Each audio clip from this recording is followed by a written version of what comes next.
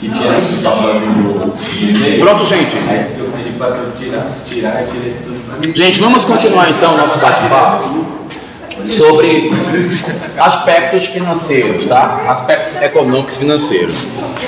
Gente, não é objetivo do arquiteto fazer com que uma casa se torne mais barata. Isso não é necessariamente fazer com que ela tenha um bom aspecto financeiro.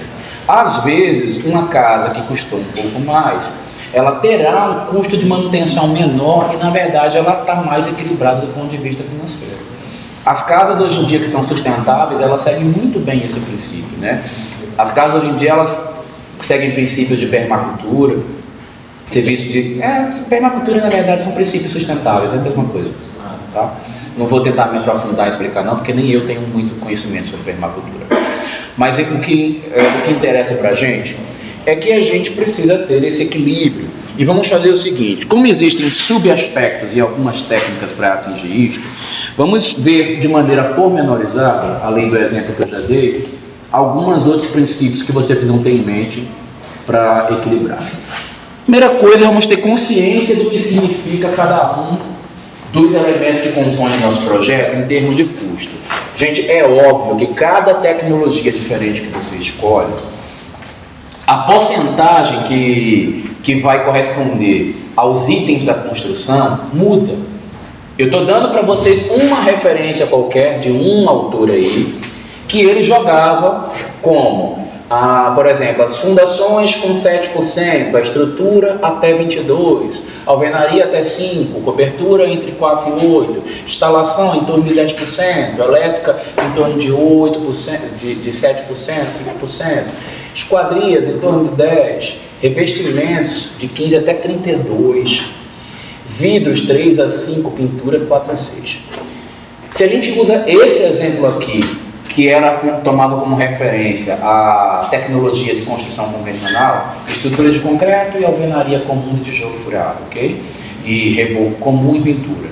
Se a gente pensar nessa tecnologia convencional, a gente vai perceber que tem duas coisinhas aí que são gritantes, né? Quais são as coisas mais pesadas na estrutura? Estrutura e acabamento. Estrutura e acabamento. Isso todo arquiteto precisa saber, tá? Então, tudo que a gente vai tomar de decisão que não seja equilibrado e bem pensado do ponto de vista de estrutura, gente, vai fazer com que o cliente da gente tenha gastos. Por isso, o arquiteto não pode criar as coisas plasticamente, loucamente, sem saber como é que a estrutura funciona. E é por isso que vocês, quando apresentarem a primeira etapa de vocês, já haverá lançamento estrutural. Quer dizer, vão ter uma aula de lançamento estrutural comigo e vão ter uma outra de complemento com o professor de estruturas. A gente vai iniciar o trabalho aqui, vocês vão terminar lá com a consultoria dele. Mas lá é estrutura de madeira. Sim, mas ele sabe que vocês vão precisar fazer um conceito de concreto. Ele vai instruir vocês. Ele já faz isso há 4 semestres, né? Ele não se preocupa não que vai rolar. É legal. Então, a gente precisa controlar a forma nesse sentido. Os acabamentos também são importantes, a gente definir como que eles vão ser trabalhados, também pensando naquela questão do custo indireto, também pensando na questão da manutenção. Eu falei para vocês de alguns exemplos, mas eu não quero que vocês se limitem a eles. Até porque existem muitas tecnologias no mercado que têm vantagem. Só estejam embasados quando forem defender. E quando eu perguntar sobre outras tecnologias, saibam dizer por que vocês não usaram as outras, por que você escolheu essa em detrimento das outras, tá? Porque sempre que a gente escolhe uma tecnologia, porque apresenta alguma vantagem. Mas pensando nisso, eu queria fazer uma provocação com vocês. Estrutura e acabamento são as duas coisas mais caras, são as duas decisões que podem gerar maior maior consequência de custo numa obra. Mas eu quero desconstruir isso que quase todos os livros dizem. E eu vou dizer para vocês que, para mim, eu particularmente com a minha experiência, eu considero a cobertura o fator preponderante do custo da casa. Por que será que eu considero isso?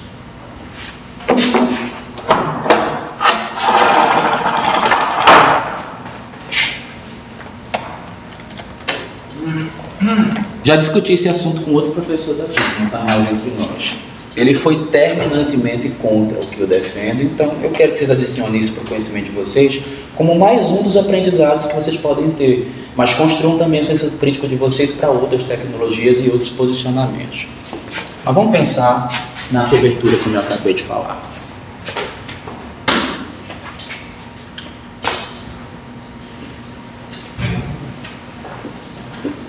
Gente,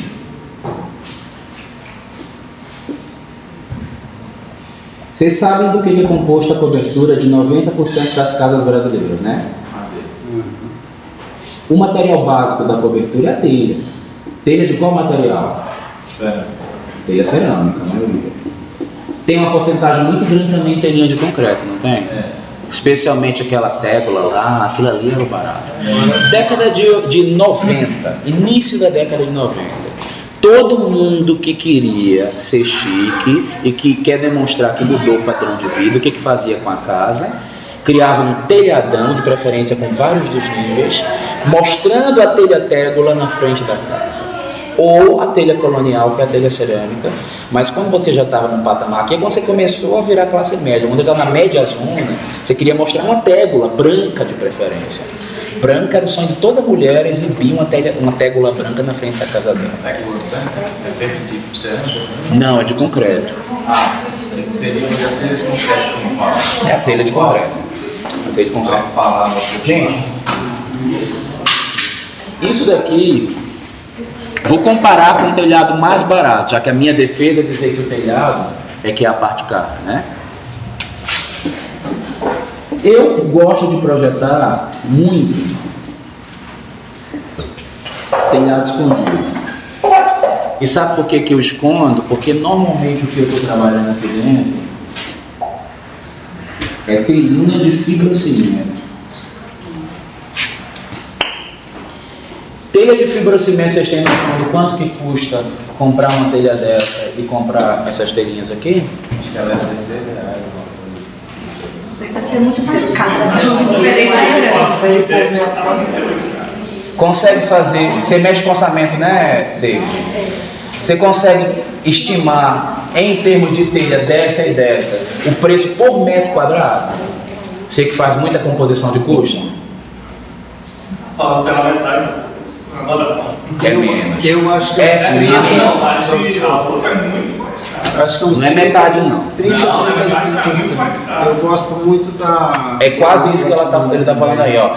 Na época que eu fiz esses slides para dar aula, quando eu fiz o primeiro que eu fui fazer, eu consultei o preço. Gente, era 4 vezes. Dava para comprar, dava para fazer 4 telhados deste daqui com o preço das telhas que dava para fazer um desse. Aí você fala assim, pô, cara, mas e daí? Ainda não deu, porque a casa só significa entre 4% e 8%. Onde é que você está achando que o impacto é tão grande se você está mexendo com 5, 10% do valor da casa? Peraí. Quando você considera essa telha, você não pode considerar que você está comprando só telha. O que você faz para poder um telhado desse ficar aí? Tem que comprar mais. Muita madeira. Madeira em Brasília é barato? Não. Gente, eu vou dizer que em Brasília é muito mais comum você gastar 15%, 10 a 15% do valor da casa com o telhado do que você fazer esses 4 outros aí. Que isso aqui está uma coisa mais generalizada a nível de Brasil, mas em Brasília, especialmente década de 90, o telhado era muito mais caro. Especialmente porque o amadeiramento que ia aqui dentro, gente, não era brincadeira. E em Brasília, madeira é mais caro do que quase qualquer lugar do Brasil. E outra coisa. Na cobertura da garagem, que é 6x6, que eu fiz toda de madeira. Aí eu comprei 2 vigas de 30 por 8. Pô, essas vigas é caro demais, velho. 1.000 conto uma vigotinha de madeira, né? Às vezes você paga. E é porque não foi dar melhor, porque ela até selou um pouco. Paguei na época lá 350 cada um. Eu já fiz um projeto onde eu falei para cliente. Eu recebi 15 para dar 20. Eu falei, não vamos botar viga de madeira, vamos apoiar diretamente na estrutura de ferro, que já tem sobra no cálculo para apoiar seu pergolado. Não vamos fazer isso, ela vai fazer para fazer. Eu quero com madeira e ponto final. Tipo, olha, você vai assinar um papel dizendo que você quer, porque eu não me responsabilizo pela diferença do custo, pelo tempo que você vai demorar. Menino, o custo dessa obra aumentou 30 pau só por causa dessa decisão. Quando o marido dela viu ele veio soltando os cachorros pra cima de mim. Na hora que ele veio, eu digo, opa, leia. Gente, eu sei que essa mulher tem uma briga comigo tão grande, né, no meio dessa história, que ela só não me chamou de meu amor, todas as outras coisas ela me chamou. Depois que eu passei por essa situação aí, gente, ela voltou assim, sabe, me respeitando pra caramba, porque ela viu que o que eu falava era verdade, por causa do custo de madeira. Mas o assunto é custo de cobertura e por que isso vira a coisa mais cara da obra. O que é necessário quando você coloca... Vocês acham que essa telha aqui é leve? Não. É por isso que a madeira que a gente tem que comprar aqui é grossa e cara. E quanto maior o telhado e mais desnivelado, mais madeira, mais cara e mais grossa. Isso pesa. E quando isso pesa, sabe o que a gente faz? A gente coloca uma laje aqui embaixo. A laje que ia ser usada para colocar essa telhinha aqui, levinha, de fibrocimento, é a mesma que vai suportar esse madeiramento que esse pedaço? Não. O que o engenheiro faz com isso aqui? Taca ferro no cálculo, aumenta o traço de concreto. E o que acontece com o preço da estrutura da laje? Aumenta. Qual é o custo mais alto da casa? Revestimento, acabamento é um e estrutura é outro. Estrutura junto com fundação, que é tudo estrutura, é mais alto do que revestimento. Mas espera aí. Aí está separado, mas eu estou querendo juntar porque eu estou encadeando uma segunda lógica para a cabeça de vocês. Essa laje ficou mais forte. Para por aí o custo. Se eu colocar o apoio do telhado em cima das vigas, ou então em cima do muro. Não, particular, igual tipo lá em casa lá, o telhado ele é apoiado em cima de um pedaço da laje com ele, mas praticamente em cima do muro. Não, moço, peraí. Mesmo que seja uma gambiarra, seja lá onde for que você apoiou, se você quer segurança, aquele muro tinha uma estrutura com uma viga, com um pilar, com uma fundação. Então você tem que ter uma estrutura lá. E eu estou querendo dizer que quando a gente sai daqui desse peso, você vai descarregar esse peso dessa laje, que precisou ser mais forte, numa viga. Essa viga é igual também? Não é, essa viga vai ter que ser reforçada porque ela está apoiando uma laje que ficou mais pesada, porque teve mais ferro e mais concreto, um madeiramento mais pesado, com a telha mais pesada e encarecia o preço da viga. O pilar que está debaixo dessa galera toda também é o mesmo? Não. Reforcei porque se eu não trabalhar com ele, com um reforço para suportar todo esse peso, ele vai flambar. E a fundação que está aqui, ela recebe o peso da cobertura, da telha, da laje, da viga e do pilar. Eu estou dizendo para vocês que a decisão de trocar uma telhinha, ela gera uma cadeia de custos que todo mundo menospreza na construção civil, que é o peso global da edificação que começa lá no telhado. Não é de lá que vocês começam a fazer o cálculo, quando vocês estão estudando, qual é a disciplina de vocês? Sistemas estruturais? Vem lá de cima, né? E aí depois vai descendo. Então a gente precisa projetar custo pensando em começar lá de cima também. E outro detalhe. Gera custo. Oi. Aquele de lá, o construtor que está fazendo o mesmo faz com o bate-banda e a telhinha. Só que essa aqui você paga alto para um carpinteiro, principalmente no Brasil. A mão de obra desse carpinteiro aqui é cara e outra, é rara. O carpinteiro bom que sabe fazer, ele é uma estrela. Você sabe quem eu descobri que está virando estrela aqui em Brasília também? O calheiro. Calheiro bom, você tem que marcar uma audiência com ele para ir na sua casa. Sabe? Você chama ele de calheiro bom. Você tem que marcar uma audiência com Vossa Excelência. E outra, você tem que atender ele falando baixo, falando calmo. Porque se ele achar que você é antipático, ele vai embora. Ele não vem fazer esse trabalho. É difícil. Faz. Não, tem 200. Tem 200 são analistas. Eu quero saber quem faz bem. Vou te chamar, vou te indicar para um cliente. Canto mental, portão, estrutura, cadeira, mesa. Okay. Vou te arrumar serviço. Coisa de arquiteto, coisa de engenheiro, depois quando chegou umas mesinhas lá para fazer, entendeu? Que o arquiteto que manda pra gente é uma das coisas assim, de maior fluxuagem, sabe? Normal, você vai ser arquiteto, você vai entender melhor Eu vejo lá. o que é assim. Os caras ficam falando dele. Só pelas suas tiradas aí, eu já sei que você vai dar muita dor de cabeça também quando você for. Vai ter altas ideias. Mas olha, tá, apaguei, eu deveria ter apagado esse encadeamento aqui. Deixa eu passar, eu quero o cartão pro senhor. Traga. Ele é meu bicho, né? A mesma assim eu não concordo. O que você não concorda? Mas o telhado é telhado de estrutura. Você tá colocando telhado. Eu falei pra vocês não são obrigados a concordar comigo. Eu estou passando uma visão. Você pode absorver o que te interessa, mas para a prova, por enquanto, está valendo essa.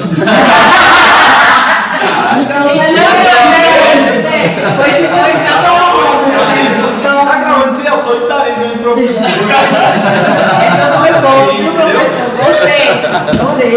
É porque a gente não fez esse pacto no início da disciplina. A nossa área é subjetiva. Eu dou a liberdade a vocês de pensar muito, de abrir seus horizontes e até defender suas defesas.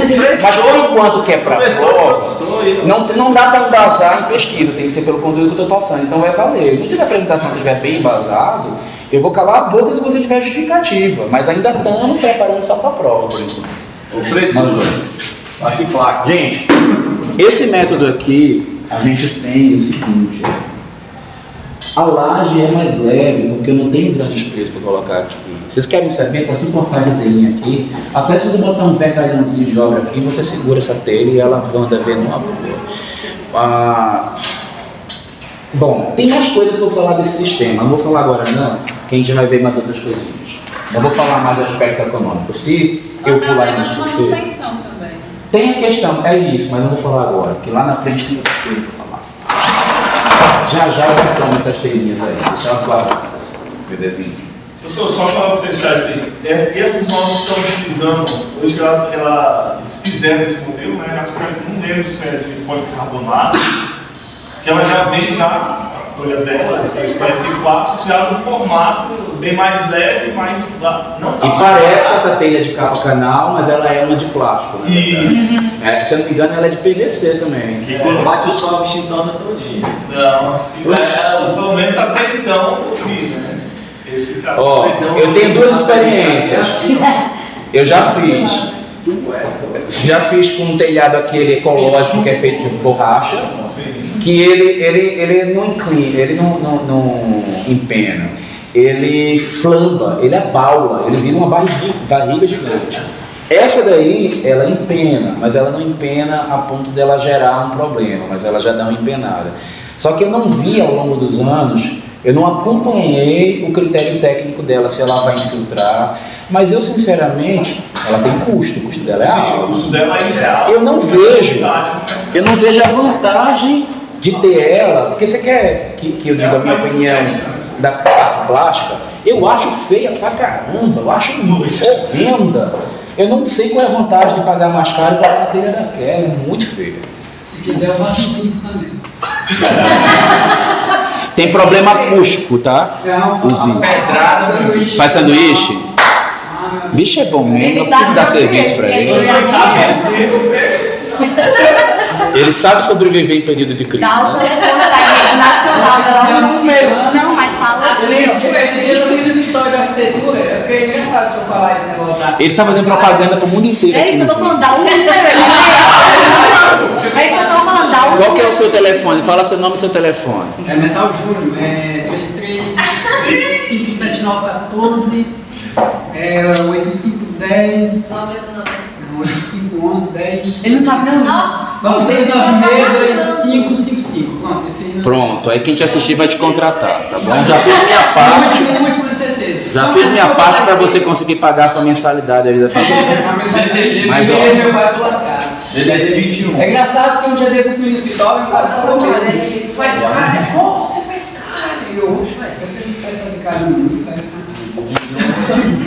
Gente, assim, a minha experiência diz, quando você bate o olho em casa, você fala assim, qual que é a tecnologia mais cara, se você não tivesse que analisar muito?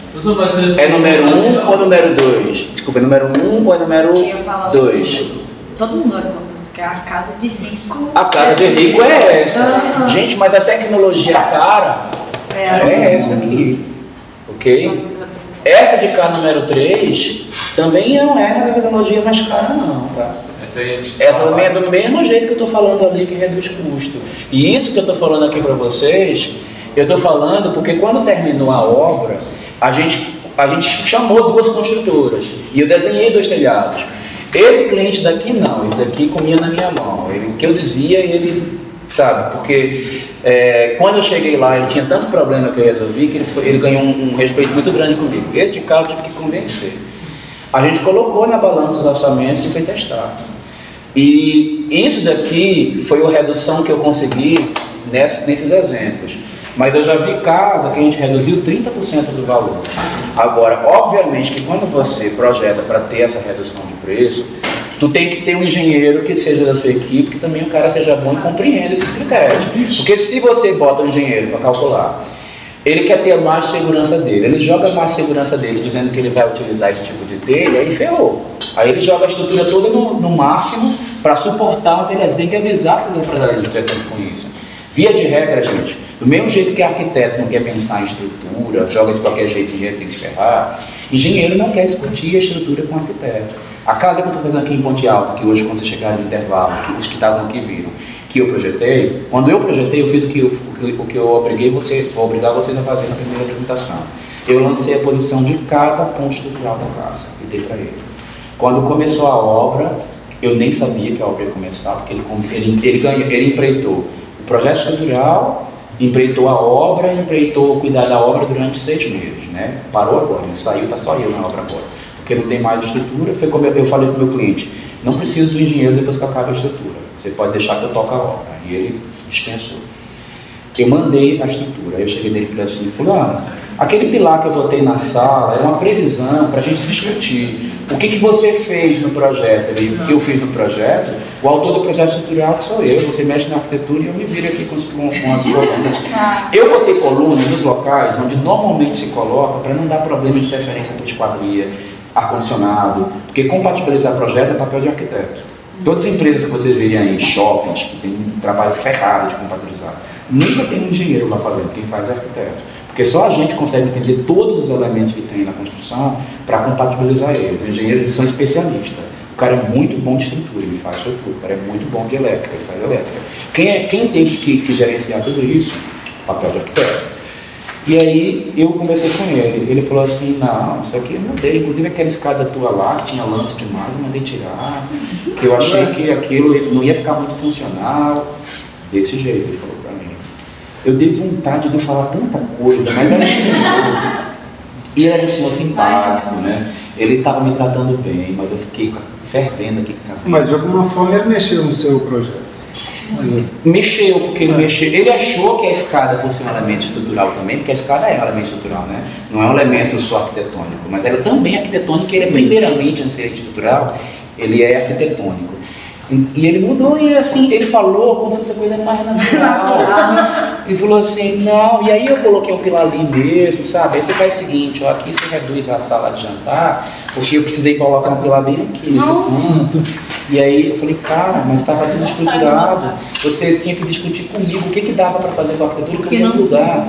Que nem saber, ele foi levantar. Quando eu cheguei na obra, já tinha pilar para tudo quanto é lado. Hoje de tarde eu fui na obra com a cliente. Aí ela, Raul, eu estou pensando em tirar a minha sala de jantar e só usar o balcão gourmet da cozinha, porque do tamanho que ficou aqui não cabe a minha mesa. Isso é a realidade que espera vocês daqui a pouquinho, daqui a 3 anos, né? Vai rolar. É bem assim. Mas você avisou com a gente o que tu ia falar? Existe uma solução para fazer um telhado para já tem colonial, que é mais barato Cara, isso é uma questão tão subjetiva que ela pode ter tantos desdobramentos e respostas. Eu vou dar a minha visão. E aí você pesquisa com outros profissionais o que eles vão te dizer. Para mim, ó, isso é uma visão minha, não quero que vocês se influenciem por isto, até porque semestre passado teve uma menina que ela apresentou, retrasado, apresentou um telhado, uma casa que só o que dava para ver era telhado, mas era o telhado dela.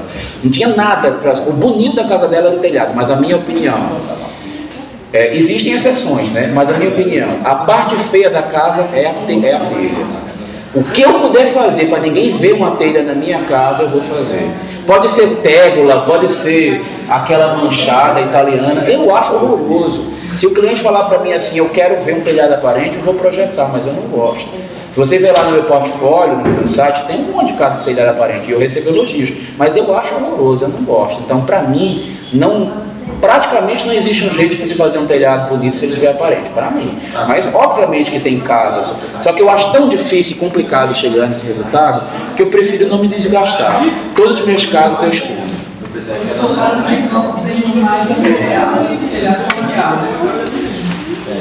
Eu, inclusive, fiz uma casa de campo com telhado colonial que eu acho bonito. Só que aí, nesse caso, eu mandei o telhado ser o telhado. Vou mostrar para você. Daí, eu estou fazendo um projeto de campo da estou interessado. Mas você é danado, hein, menino?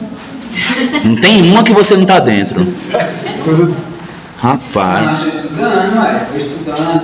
Ó, tá se qualificando, graças a Deus. Estou vendo aqui, isso aí aprende um negócio aqui, aí eu chego lá em casa e falo, putz, não tem nada a ver com eu vou fazer aquele desmanche, faço de novo, penso, um lado, do outro. Enquanto isso, eu vou fazendo, buscando um projeto, quando minha mãe falar, vamos fazer, eu falo, olha aqui. Quem sabe? Mãe, aqui. A casa é essa. Porque você não pagar barata, aí eu uso o Aí esse telhado aparece. Mas aí, justamente como eu tenho esse trauma de telhado, tudo que estava próximo do telhado, eu fui criando uma linguagem para que ele não fosse assim tão drástico. E você vê que o telhado ele vem aqui, ó, e ele cai, ele vai direto, ele não para na sequência dele. Então, é assim, eu fui meio radical na minha posição, porque é uma visão geral minha, mas existem exceções que dá para você trabalhar, né?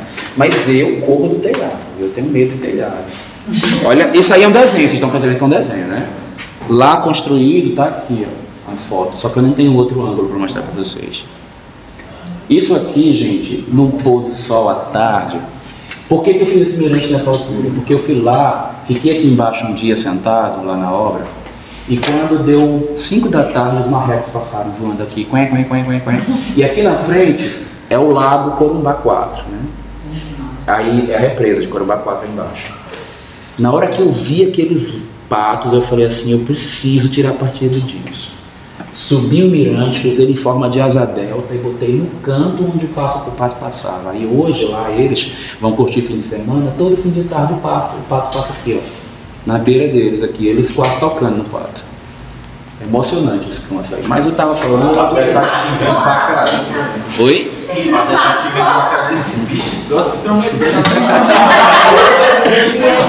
Passa ele. Aí o cara tá lá em cima da minha cara.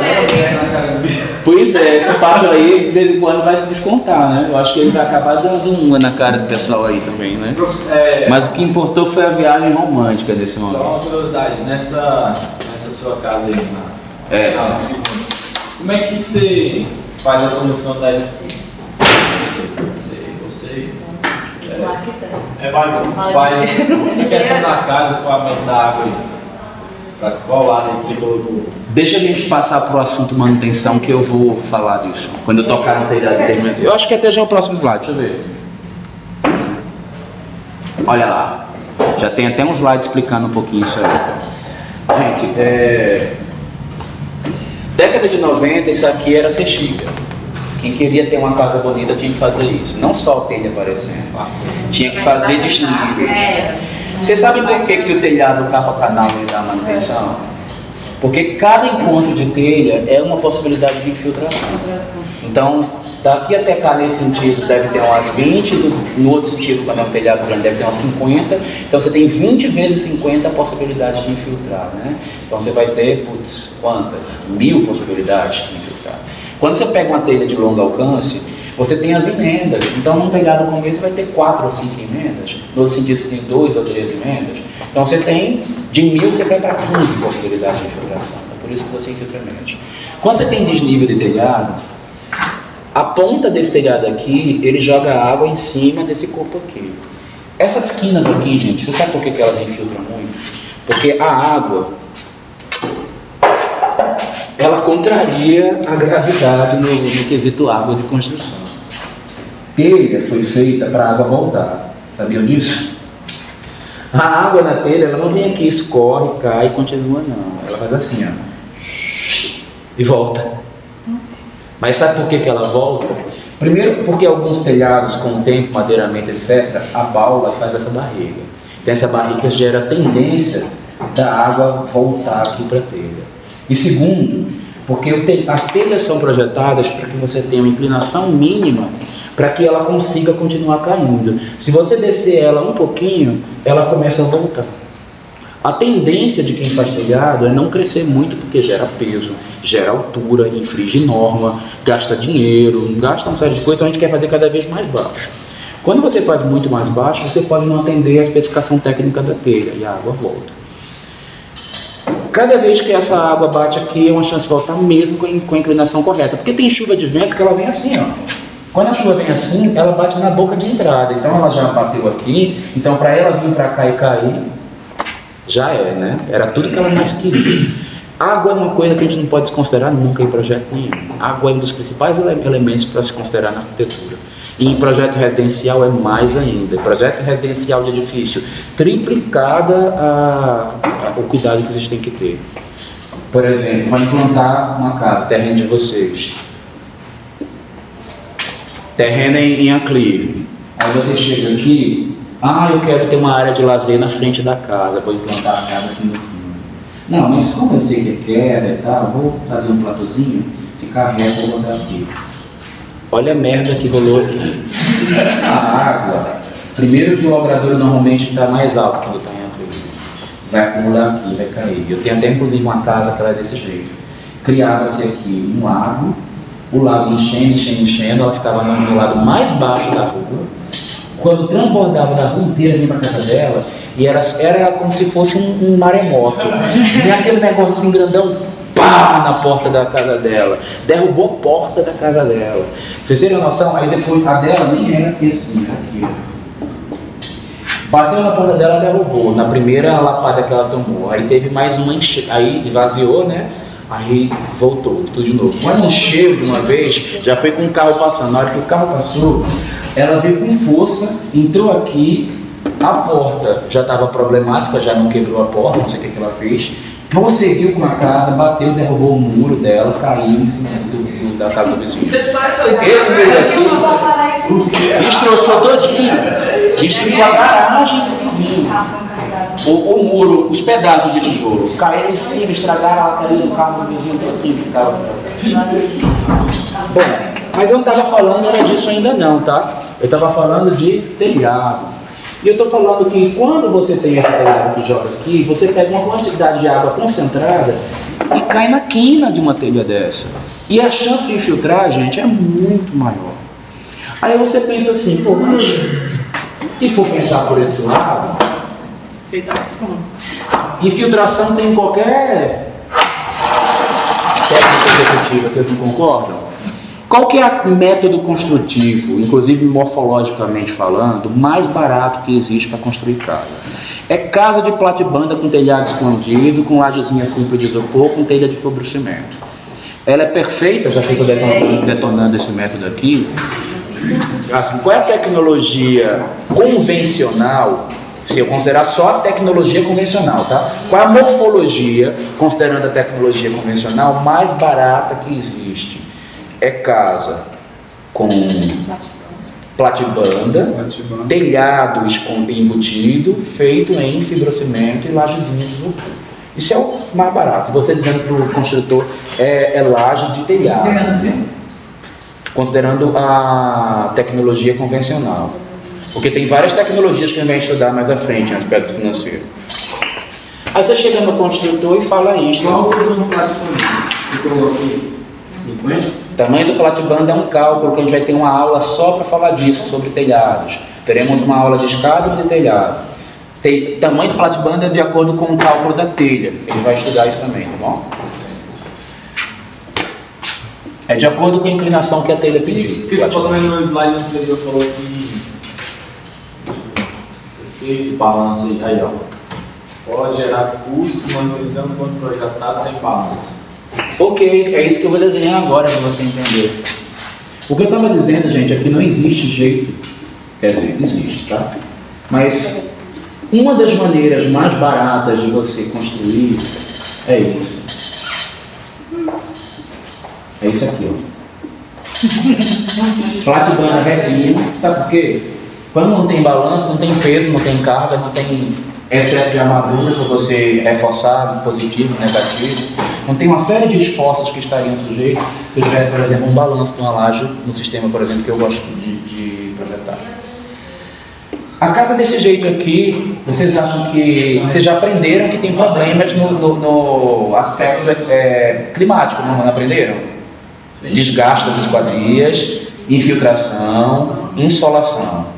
Só que no ponto de vista econômico, implantação é muito barato. Manutenção é arriscado.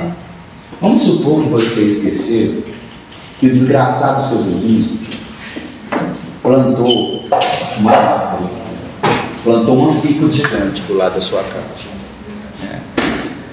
Lá em paisagismo a gente vai falar mais de ficus, mas por enquanto vamos só considerar que a danada da ficus solta uma folha desgraçada.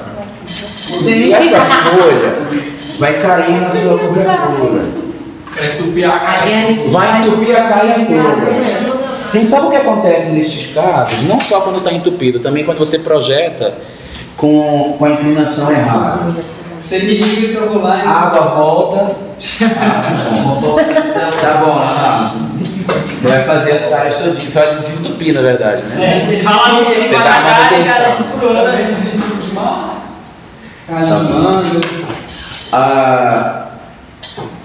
Independente de qualquer coisa, na hora que isso aqui infiltrar, entupir, ou se o telhado tiver inclinação projetada errada, vai fazer uma piscininha aqui. Sabe o que vai acontecer com essa piscininha? Ela vai procurar um ponto para ela transbordar. Ninguém vai ver que tem uma piscininha aí, está escondido, o telhado está embutido. Como é que você vai saber? Não tem. Você sabe qual é o primeiro caminho que ele vai achar? Ele vai achar o furo de passagem da laje da instalação elétrica, que é o mais perigoso possível. Normalmente não dá curto ainda, porque o buraco passa e o fio é encapado, é protegido. Mas há chance de conseguir dar esse pulo. E aí você vai pegar, é bom porque vai infiltrar tudo, vai dar piscininha, vai ter um incêndio, vai matar todo mundo aqui dentro. Maravilha. Só que, normalmente, sabe o que acontece? A água vem, estraga a laje, porque ela vai ficar muito tempo estanqueada e não foi feita para isso, não tem impermeabilizante aqui para proteger contra isso. Vai extravasar aqui, vai destruir o gesso. E você vai ter que refazer um monte de coisa aqui. Seu gesso da casa perdeu todo. E você, inclusive, você só vai se descobrir que o seu gesso está sendo destruído quando já tiver uma quantidade de água aqui tão grande que ele passa a ceder. Não sei se vocês ficaram sabendo do Pier 21, que teve uns 3 anos atrás, se não me engano, esse probleminha que eu estou falando aqui para vocês, e o teto do Pier 21 caiu na cabeça do pessoal lá dentro do cinema. Ficaram sabendo disso, não? Saiu na... Cara, eu ia ficar rindo, você sacava o cinema. Eu não sei como é que não rolou, ainda mais naquele local no Lago Sul, que o pessoal já anda em cima do processo, né? Quase todo mundo é advogado, desembargador, juiz. Consegue até... Arriscava o cara lá abrir um shopping só com dinheiro no processo.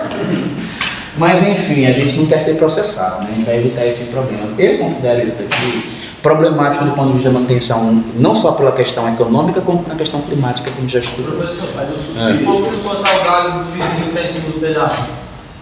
Cara, não adianta, porque o vento dominante muda ao longo do ano, né? Aí você corta, aí não vai cair aqui direto. Mas na hora que você cortar esse pedaço de cá e o vento estiver vindo sul, aí ele bate por aqui, ó, e as folhas de cá voam de novo para cá. Então você espera o vizinho dormir, vai lá no papelado e joga na reserva, espera. Ele é mais alto, mas o custo-benefício dele não é melhor. Balanço. Quando você coloca acima de 60, o empreiteiro já vai no seu cliente e fala assim: ó, esse seu arquiteto é gastador, viu? Porque pra que balanço mais de 60? Para quê? Vocês lembram daquela premissa que a gente viu de 45 graus? Lembra que a gente falou disso?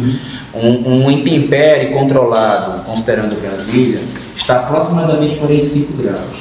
Só que a gente sabe que 45 graus num balanço para proteger contra intempérie é economicamente inviável, porque o custo é assustador para você recompensar essa estrutura aqui. Em Brasília, eu acho que 1 metro é uma referência para começar a conversar em proteção de intempéries para as edificações, tá? Agora, se você está projetando uma edícula, sei lá, como eu projetei aqui, para onde? Como é o nome daquilo? Jardim Botânico, um condomínio lá, um cliente meu que era solteiro, morava sozinho, e ele queria curtir a natureza, ele queria só uma kitnet dentro do terreno dele.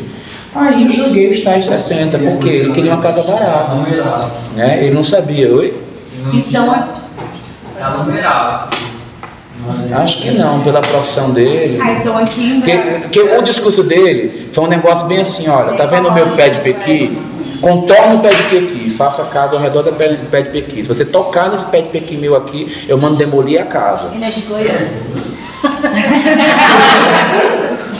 Não, ele é cearense, mas ele gostava muito de... Nordestino. Não, é cearense. Professor, então assim, aqui em Brasília eu colocaria 60 ou 1 Se ele fosse tomar Você coloca aí 1 metro seria Olha, ideal para começar. Usem como referência para os projetos de vocês 1 metro, sabe por quê? 1 metro como mínimo, porque vocês não estão projetando uma casa popular, vocês estão projetando uma casa de 800 metros quadrados de alto padrão, tá bom? Então, 60 para vocês é incoerente. Mas de verdade, essa medida aqui, a gente não estima assim no olhômetro não, tá? Eu estou dando para vocês um valor da minha experiência, do que eu sei que é economicamente viável, mas esse tamanho de balanço, assim como outras coisas que eu falei, como largura de calha, ele é de uma disciplina, que eu não sei se curso de vocês têm, que é a disciplina de instalações especiais, onde vocês estudam para-raio, sistema de pluvial, outras coisas aí. Professor, aquele forro de madeira, esqueci o nome dele agora, Paulista. Aquele forro ele tende a ser mais quente, alguma coisa assim, ou não?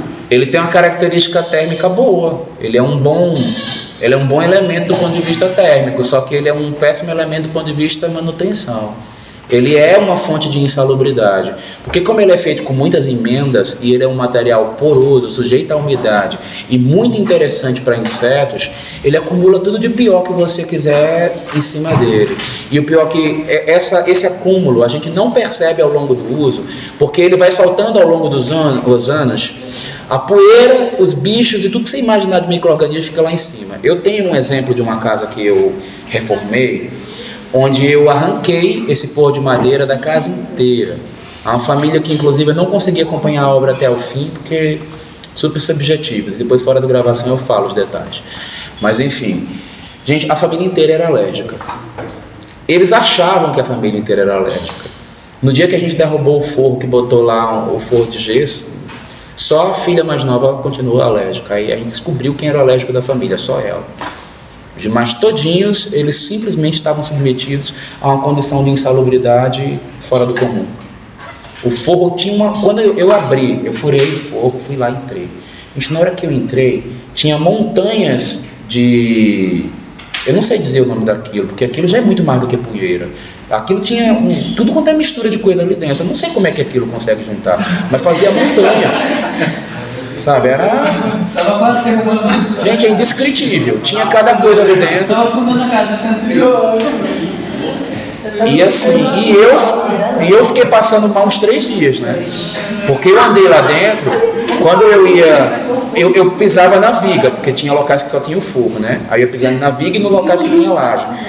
Gente, é indescritível, sabe? Você já, pronto, eu já sei descrever o que tem. Sabe quando você pega aquele ventilador bem antigo, que ele tá cheio de coisa lá dentro, que você abre, aí tem aquele bolo, aquele negócio lá. Imagine aquilo ali, dessa altura assim, ó, sabe, uma extensão assim da casa quase toda. Era o que tinha, fora os pedaços de barata, de besouro, de tudo que tinha ali dentro, um monte de bicho. É terrível. Então, e o forro de madeira, ele está muito sujeito à umidade. Pensando por esse lado, o de gesso também está, né? Mas o de gesso ele é uma coisa limpa, que ele não é tão poroso e não tem tantas emendas para você ter esse problema. Eu estava falando de quê quando ele começou a... falar disso aí. Tá falando do Gente, agora eu vou comparar este com este. Vocês acham que isso aqui é uma solução do ponto de vista climático melhor do que este caso? Com certeza, tá? Sem dúvida alguma. Só o balanço dele aqui, gente, ele já dá proteção não somente contra a insolação, ele dá proteção contra a chuva, ele evita a manutenção das esquadrias e da pintura que está nessa parede, né? Então esse sistema, do ponto de vista climático, ele é todo melhor. Agora, esse de cá, vocês acham que também não tem proteção climática? Tem. Agora, a vantagem que ele tem, o custo é mais baixo. É um pouquinho mais alto do que esse, mas é muito inferior a esse daqui. Esse daqui, vocês acham que a calha não entope? Entope do mesmo jeito, gente. Só que o que acontece é que a calha fica na extremidade. Quando ela começa a transbordar, a gente começa a ver os sinais da goteira do lado de fora. Ela não vai adentrando a edificação logo no primeiro momento. Então você do lado de fora começa a ver o problema. Porque aqui fora não tem fogo que tem que vir escondendo, né? O problema, mascarando. Quando começa a pingar água aqui, você já vê a umidade. Opa, vamos lá em cima desentupir. Então eu acho isso aqui um método muito mais precavido, muito mais econômico e que atende climaticamente. Gente, só que isto é uma das visões. Eu já discuti esse assunto aqui com outro professor de vocês, que eu tive que encerrar o assunto e pedir licença. Ele disse, desculpe, eu respeito, mas eu não vou discutir mais o assunto. Né? É bom vocês pesquisarem o que os outros professores acham disso aqui também, né? Para chegar às conclusões de vocês. Só que no dia que eu discuti com ele, eu não consegui ver ele me dando um embasamento. Porque se ele tivesse me dado e me explicado o porquê, e dito e falado os porquês do que ele achava que isso aqui era ruim, eu hoje já estou falando para vocês as vantagens que ele disse. Mas ele não conseguiu dizer. Ele disse, não, mas e aí? Onde é que está a redução aí do custo? Onde é que está a taticidade? Onde é que está? Fala aí, cara, qual é? Aí eu falei, tá bom, desculpe, eu respeito, eu não vou falar. Mas eu acho que devem ter pessoas que usam os outros sistemas que vai preferir.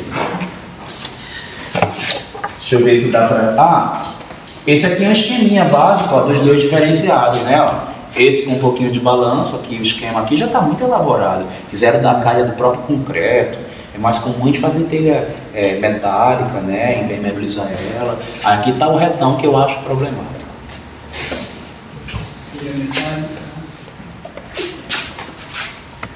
Telha metálica também costuma ser barata.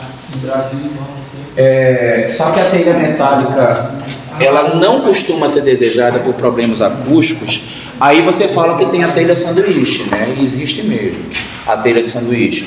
Mas ela também não é das mais baratas. Porém, na escala da casa de vocês, cabe.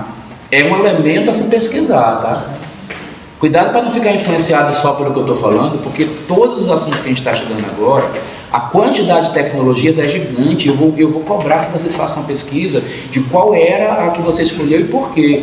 Tem muito na internet, pesquisem. Não chega aqui para fazer só a apresentação do que eu falei que é bom, porque eu vou perguntar por que é bom, perguntar por que o outro não poderia entrar nesse lugar. Oi. Deixa eu pegar lá então o metro quadrado da telha de zinco da telha termite, eu pesar lá e eu achar que é conveniente usar outro e defender que o senhor está válido. Eu só fiz o teste lá, pesei, esse aqui ia ser melhor que o custo-benefício da minha estrutura, porque ele ia ser mais leve, eu ia usar mais ou menos o mesmo ponto de apoio, então eu resolvi escolher esse daqui porque o preço foi mais barato, eu vou baratear o custo. Faça mais que isso, porque eu vou ler o manual do fabricante dos dois e eu vou tentar achar os problemas da telha para poder, sabe, para dar um tapinha na sua apresentação, para você amadurecer e se aprofundar no conhecimento. Mas é por aí mesmo. Eu realmente quero que vocês tenham autonomia. Gente, eu não estou aqui dando esse conteúdo querendo depois impor o que eu penso. Eu estou querendo justamente libertar vocês. Eu quero que vocês, quando forem apresentar um projeto aqui, tenham condições de dizer, eu tenho esse conceito porque é isso e aquilo, e é dessa maneira a melhor solução. E enfrente as minhas críticas, porque vocês vão ter tempo para isso, né?